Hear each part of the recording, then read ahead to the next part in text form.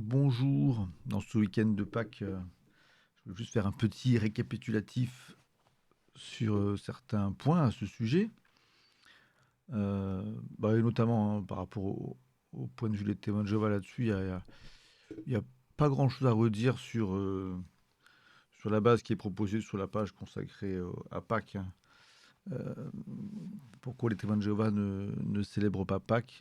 En raison de l'origine païenne d'une bonne partie des rites qui y sont associés. Alors, bon, il y a quand même derrière la Pâque juive qu'on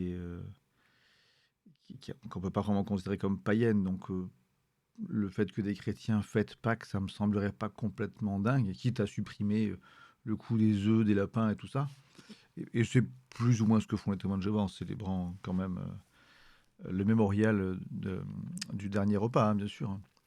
Enfin, ce que je veux dire, c'est que ça serait pas non plus complètement fou de célébrer ces quelques jours comme quelque chose un peu particulier, un peu joyeux, mais bon, admettons. En tout cas, les lièvres, les lapins, les œufs, tout ça, il est vrai que ça a des origines païennes, donc on pourrait considérer que c'est à éviter en tant que chrétien, pourquoi pas. Encore une fois, ça peut se discuter, puisqu'au final, pour certaines choses, là, j'ai juste pris la page de l'alliance dans un mariage. Il y a quand même beaucoup de choses au final qui ont des origines païennes dans notre société moderne. Et pour ce qui est de la bague de mariage, hein, qui est utilisée par quasiment tout le monde aujourd'hui, dans Wikipédia, on en trouve les premiers exemples connus il y a 6000 ans en Égypte antique. On l'utilisait surtout à l'époque des anneaux de chanvre ou de roseau.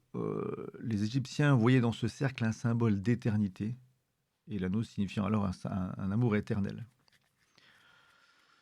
Pour ce qui est du doigt précis de la main gauche, ça vient aussi des Égyptiens, puis une tradition que les Grecs ont repris aussi beaucoup ensuite, qui, on pensait en fait que le doigt en question avait un lien particulier avec le cœur. Donc si vraiment on voulait être complètement clean sur tout ce qui est origine païenne, ça serait peut-être logique de pas non plus utiliser un anneau de mariage, mais bon, enfin, franchement, chacun fait ce qu'il veut, je m'en fiche un peu, mais ce que je trouve plus rigolo et intéressant, c'est que les jours de la semaine, parmi les choses du quotidien qui sont vraiment du registre païen, il y a les jours de la semaine et les mois de l'année. Enfin, genre, les jours de la semaine, c'est souvent des noms liés à des divinités nordiques et tout. Euh, et les mois de l'année, c'est lié à des divinités plutôt gréco-romaines, et voire des empereurs, etc. Donc c'est méga païen, quoi. Donc on pourrait se dire, on va refuser d'utiliser ces jours et ces mois. C'est compliqué. Mais ça a été tenté. Ça a été tenté. Ça a été tenté. Et on voit dans cet article un petit rappel de ce qui a été tenté dans les années 30 du côté des témoins de Jéhovah là-dessus. Euh, donc le calendrier de Jéhovah, c'était une tentative par les témoins de Jéhovah en 1935 de remplacer le calendrier grégorien qui nous est familier en raison de ses associations païennes et religieuses. Puisqu'en effet, voilà, là c'est décomposé, hein.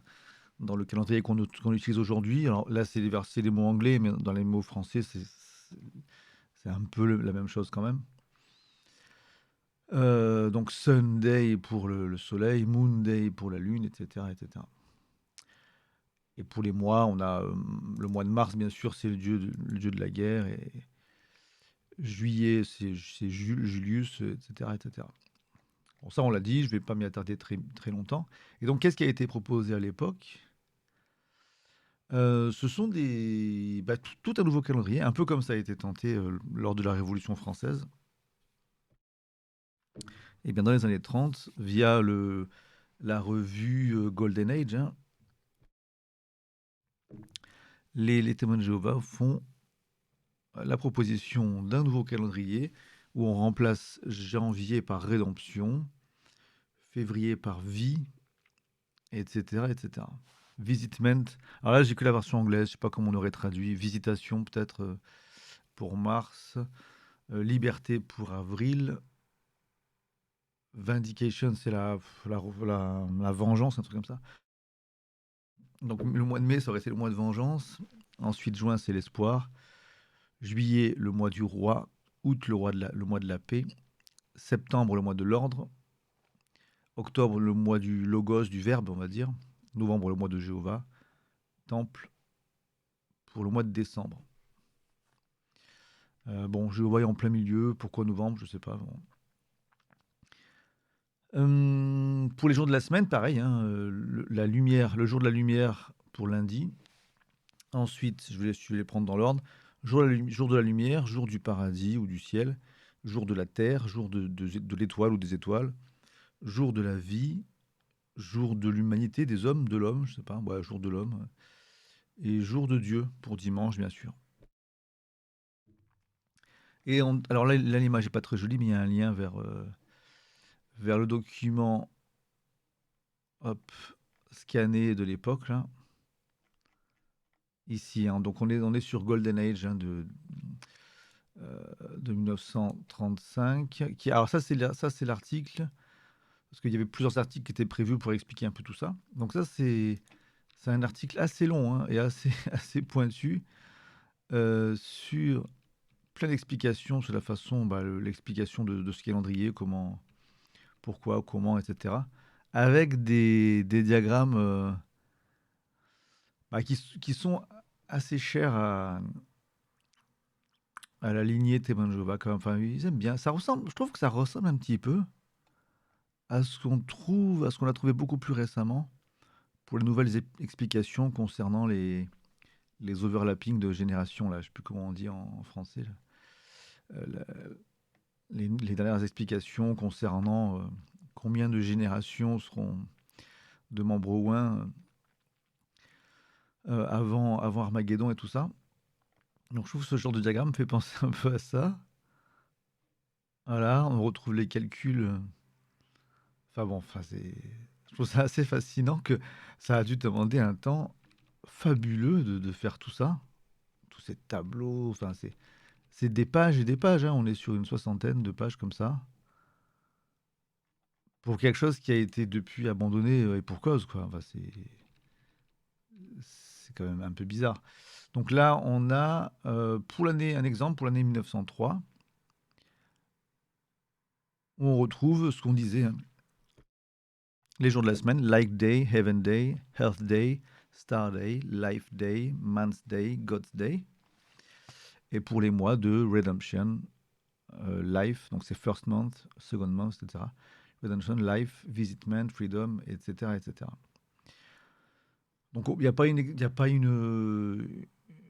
comment dire, c'est pas facile de dire quel jour on serait aujourd'hui. Là, on est le 9 avril pour moi 2023. Est-ce que ça voudrait dire que sur un calendrier de ce type, je serais autour, ça serait pas exactement le même jour, mais dans un tel calendrier, je serais à peu près alors là c'est dimanche, donc ce serait le jour de Dieu, le 9 du mois de la liberté. Voilà. Bon, en 1903, le 9 du jour de la liberté, ça tombait plutôt, j'ai failli dire un jeudi, ce qui est idiot. Ça serait le jour de l'étoile, ou des étoiles. Bon, c'est une petite curiosité, pas forcément très connue. J'avais trouvé ça sur un compte Twitter, là, je ne sais plus trop dire lequel tout de suite. Mais sinon, il y a ce site-là, reachouttrust.org, qui pointait vers des liens intéressants là-dessus, hein. C'est le site que j'ai lu un petit peu avant. Là, c'est hébergé sur catholiqueforum.com, hein.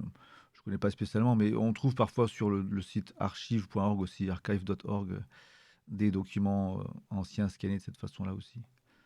Ça a été scanné et ensuite traité pour qu'on puisse bénéficier d'une reconnaissance de caractère, hein. Il y a de l'OCR, comme on dit. Ce qui fait que c'est des documents faciles à utiliser, c'est plutôt sympa. Il y a des bouts qui ont pas été bien scannés, mais c'est plutôt bien fait. Bon, c'est tout. Je vais pas forcément aller plus loin. Je mettrai, je pense, les liens en description de cette vidéo pour que ça soit plus facile d'aller chercher les infos. Et donc, si vous voulez apprendre à utiliser différemment votre calendrier pour qu'il soit moins païen, bah, vous pouvez utiliser cette proposition. À vous de voir, et si vous le faites, dites-moi au bout de quelques mois ce que ça donne, si ça vous a apporté quelque chose de plutôt cool. Ça pourrait, en tout cas, il y a de quoi être original. Ça peut être assez stylé, je ne dis pas le contraire.